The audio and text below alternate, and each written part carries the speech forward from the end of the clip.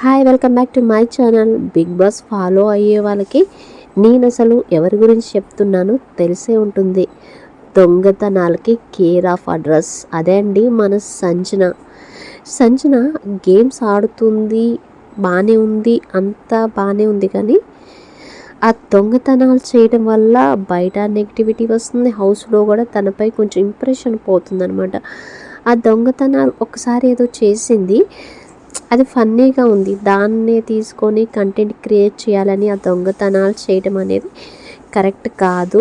అలాగే తనకి వార్నింగ్స్ ఇస్తూనే ఉన్నారు, నాగార్జున గారు కూడా వార్నింగ్స్ ఇస్తున్నారు. దొంగతనాలు చేయదు, ఒకసారి చేస్తే బాగుంటుంది, రెండుసార్లు చేస్తే బాగుంటుంది, కంటిన్యూగా చేస్తే అది బాగుండదు, చూడటానికి చిరాగ్గా ఉంటుంది అని అంటుంది. గుడ్లు దొంగతనాలు చేయడం ఇదంతా అసలు తనకు ఒక నెగిటివ్ ఇంపాక్ట్ లాగా తనకు క్రియేట్ అవుతుంది. ఆ విషయం సంజనాకు తెలియట్లేదు. సో నేను కంటెంట్ కోసం ఏదో ఒకటి చేయాలి అని ఆ ఇదిలో ఉండేసి ఇలా దొంగతనాలు చేసేసి అందరితో అలా నెగిటివ్గా అనిపించుకుంటుంది. హౌస్లో కూడా తనని ఏమి అనకుండా ఉండటం కూడా ఇంకొక రీజను. తను దొంగతనం చేసినప్పుడు తను వదిలేయడం వల్ల తను ఇంకా దొంగతనాలకే కేర్ ఆఫ్ అడ్రస్ అంటే సంజన అయినట్టు. సో సిచ్యువేషన్ అయితే అయింది.